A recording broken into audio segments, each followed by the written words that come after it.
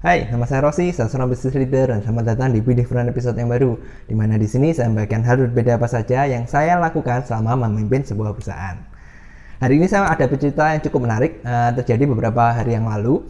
Ada salah seorang tim sales saya yang masih baru lah, bisa dibilang gitu. Dia laporan pada saya, jadi dia habis ketemu calon customer, masih prospek. Dia bercerita si prospek tadi punya potensi untuk memakai barang A.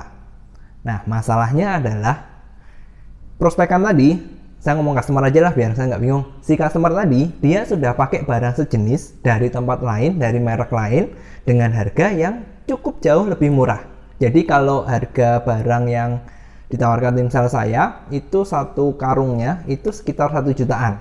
Sementara barang yang sejenis yang dipakai oleh si customer tadi, calon customer tadi, harganya itu cuma berkisar 700 sekian. Kalau saya nggak salahnya 770-an. Jadi selisihnya lumayan lah, ada sekitar 200 sampai 300 ribu.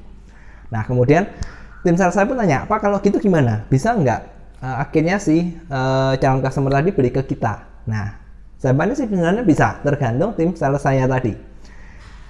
Hal yang ingin saya bagikan hari ini adalah ada beberapa faktor yang bisa kita lakukan sehingga kita bisa berjualan meskipun barang yang kita tawarkan itu jauh lebih mahal.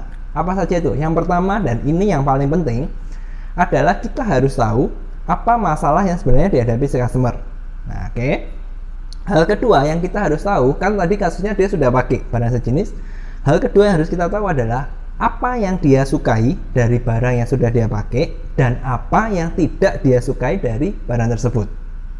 Ketiga, yang terakhir baru bagaimana kita menyampaikan dua faktor yang sudah kita tahu tadi kepada si customer dengan beberapa cara sehingga dia mau beli. Oke, ada 3 tadi. Sekarang kita kembali ke kasusnya supaya Anda tahu bagaimana menerapkannya, nggak cuma teori kan gitu. Pertama, tadi apa? Masalahnya apa kan? Nah, kebetulan waktu ketemu kemarin, tim sales saya yang baru tadi sudah tahu bahwa hal yang harus dilakukan apa? Pertama, bukan jualan dulu, tapi cari masalahnya apa. Dan dia sudah dapat. Jadi profilnya si customer tadi itu dia berjualan hasil laut, ikan, teripang, ya segitu-gitulah. Itu diekspor ke luar negeri. Dimana masalahnya yang paling umum adalah disusut. Karena ketika dia kirim, ya let's say 100 kilo, nyampe di tujuan di luar negeri, itu kan butuh waktu. Biasanya nyampe nya sudah enggak 100 kilo. Dan kalau sudah susut gitu, otomatis kan berkurang. Karena ditimbang lagi di lokasi tujuan, misalkan oh ternyata cuma 90 kilo, ya dibayarnya 90 kilo. Contohnya seperti itu ya. Jadi masalahnya adalah kerugian karena susut ini tadi. Oke, itu faktor pertama kan. Faktor yang kedua kan tadi apa? Harus tanya, dia kan sudah pakai produk jenis. Harus tanya apa yang dia sukai dan apa yang tidak dia sukai. Nah, tim sales saya sudah melakukan itu pada pertemuan yang sebelumnya tadi. Dia sudah tahu, oke, pakai produk dari kompetitor itu yang dia sukain adalah itu bisa membantu untuk mencegah susutnya tadi nggak terlalu besar. Jadi misalkan tadi saya bilang kan dari 100 mungkin 90, dengan pakai produk itu dia sudah bisa cukup membantu tapi tidak signifikan. Nah itu satu. Kedua, hal yang dia sukai itu karena harganya cukup murah tentu. Oke, jadi ada dua faktor. Yang satu bisa membantu dia nggak terlalu susut banyak. Yang kedua, harganya cukup murah. Nah, itu kan hal yang disukai. Lalu hal yang tidak dia sukai apa? Ternyata satu, barang itu dapatnya dari Jakarta. Sementara si customer tadi lokasinya di Surabaya. Sehingga kalau dia butuh urgent atau butuh sesuatu yang mendesak itu nggak bisa. Perlu jangka waktu untuk kirim dari Jakarta ke Surabaya. Yang kedua, hal yang tidak dia sukai adalah perubahannya tadi mencegah susutnya itu sedikit sekali. Makanya dia masih ya membuka pintu lah untuk cari apa alternatif yang lebih bagus. Nah, oke, sudah dapat kan dua. Nah, yang terakhir adalah apa yang harus dilakukan tim sales saya kan supaya bisa jualan. Dan ini yang dia tanyakan. Mendapati faktor seperti itu, hal yang bisa dia lakukan adalah nanti ketemu lagi dengan si customer tadi dan menyampaikan hal seperti itu. Kan gampangnya gini. Kemarin dia ketemu sudah ditanya hargamu berapa? Dan saya sudah jawab, oh 1 juta Pak. Dan si customer sudah bilang, kok mahal ya? Padahal saya beli ini cuma sekitar 700 ribu, 770 tadi. Seharusnya kalau waktu hari itu tim sales sudah tahu apa yang harus dilakukan, dia seharusnya bisa closing. Tapi karena belum tahu, oke lah, nanti ketemu lagi dia bisa menyampaikan seperti ini. Yang pertama tadi masalah paling gede kan susut. Tim sales saya harus membuka omongan dengan menanyakan dulu susut yang pastinya itu berapa. Misalkan oke lah kita anggap 10% dari 100 ke 90 kan. Hal kedua yang harus dia lakukan adalah mencari tahu berapa banyak yang diekspor tadi. Anggap 100 kilo, berarti sekali pengiriman susutnya kan 10 kilo. Salah, 10 kilo, ya kan? Nah, lalu hal terakhir perlu dilakukan adalah dalam sebulan berapa kali pengiriman. Misal sebulan 4 kali. Nah, berarti kan dalam sebulan dia susutnya adalah 40 kilo. Dari 10 dikali 4 kali kan?